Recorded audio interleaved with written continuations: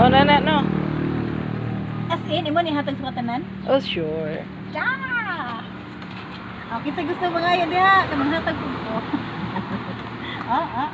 Yeah. Pag-practice kong himog ice cream siguro. Nagwa makaini, oy.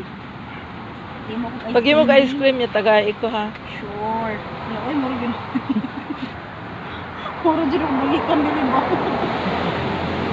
Ina ni mo ko nga. Tinalo na anay ice cream, arena dire.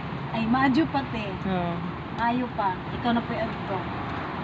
Ina, mayon lang untag na ako delivery sa dagkong. Sige lang. Naalagi. Kuanan ta ka, kanang tabangan ta kag kuan sa ako silingan ba. Kasi mang-order sila.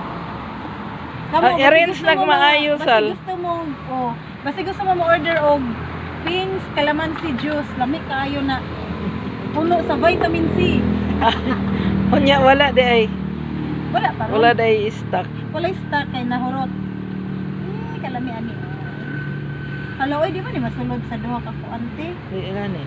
Unsa man niti? Ako kan ipadala sa Leyte LBCT. Uy, kato na lang kayang taas na suglanan.